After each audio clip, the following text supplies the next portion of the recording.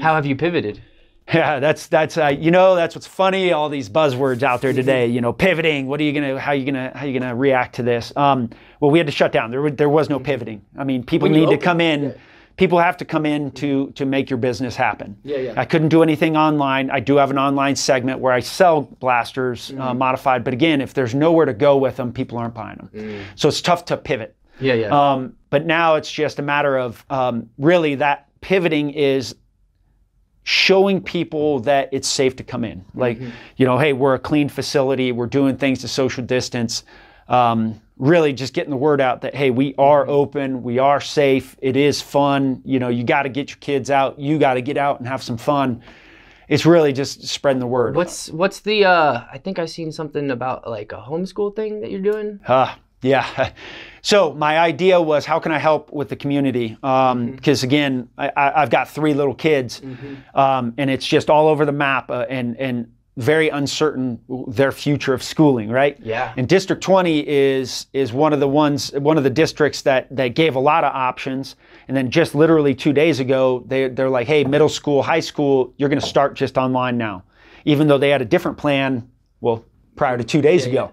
So again, things are pivoting, changing, and again, I don't blame anybody, and it's an evolving thing, but it's the uncertainty for parents that is hard, right?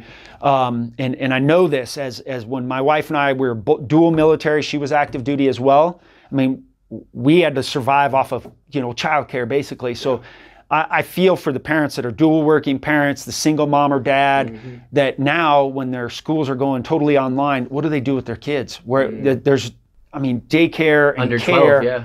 Care, school-age children, care is incredibly expensive. So what you just brought up was, I thought, well, let me test the waters and see if I can do a not necessarily camp, but not a daycare, but a study hall where, people can come, utilize my internet, the facility, and really just have a safe place for their kids. Well, just like anything with the internet, I had the folks that were like, hey, you're not a licensed daycare, man, we'll report you, this is illegal. So I'm like, okay, look, I'm not trying to do that. It's becoming more of a headache. Yeah, and so I'm like, okay, well, what does it take? Am I good if I call this a camp or a study hall? Basically, the state, the county basically told me, look, doesn't matter what you call it. You can call it purple elephant for all I care. You're still basically a daycare, school-age care program. So you got to get licensed. And the process for that, because of so many people wanting to do something like this, the lady's basically like, look, it's 3 to 6 months. And it would just be changing your entire business too. Yeah, and I don't mind that pivot. I don't mind filling that need. I want to fill that need. Yeah. But timeline-wise, now I'm at the mercy of the bureaucracy of the state and the county, which basically eliminates it. Because for the next 3 to 6 months, while I try to get certified, licensed, what do people do, right? So now I've seen a bunch of other big places, kind of family rec kind of places that have just pushed out the exact same model, literally that I pushed out, and it's interesting. And I called yesterday and I was like, hey, are you guys licensed? And they're like, well, we're a camp, we don't have to be licensed. And I'm like, oh boy. So I guess word of caution is there's a lot of places that are going to be popping up that are trying to fill the need, which that's capitalism right there. But according to the state and county, they're not doing it legally. So that's the risk you run with trying to find that. But people are desperate. They're going to be putting their kids. And as entrepreneurs, entrepreneurs kind of like taking risk like that. Yep. That's part of the game. That's part of the deal is, do you want to fight the bureaucracy and fill a need, a void where you can make money and you can help the community? Yeah, absolutely. So I'm trying to find a way to do this with maybe in parallel trying to get the license, but at the same time fill in that void. Now, the process I'm looking at right now is co-ops, like micro schools, so where parents kind of stay with their kids. So they'll be in pods. There'll be some moms and dads staying with the kids. Can you partner with companies that have licenses?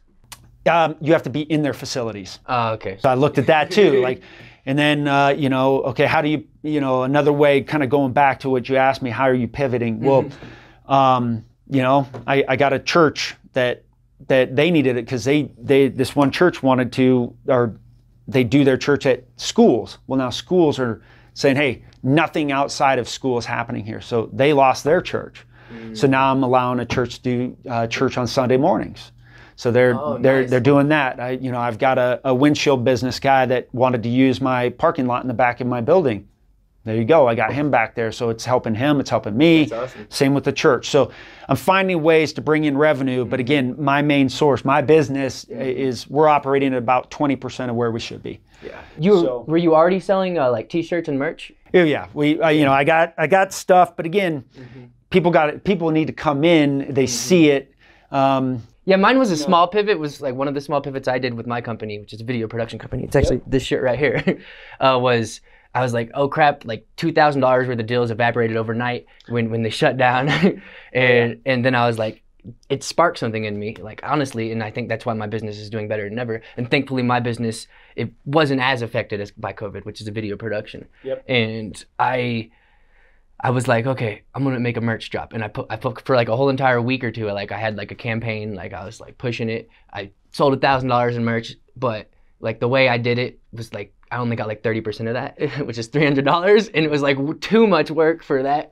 But at least it gets your brand out there and your name out there. That's the good thing about shirts is it's advertisement. And you look at it, I would look at that as you made $300 to advertise basically. Yeah, exactly. Versus spending thousands to advertise. So, but it's that cost benefit analysis.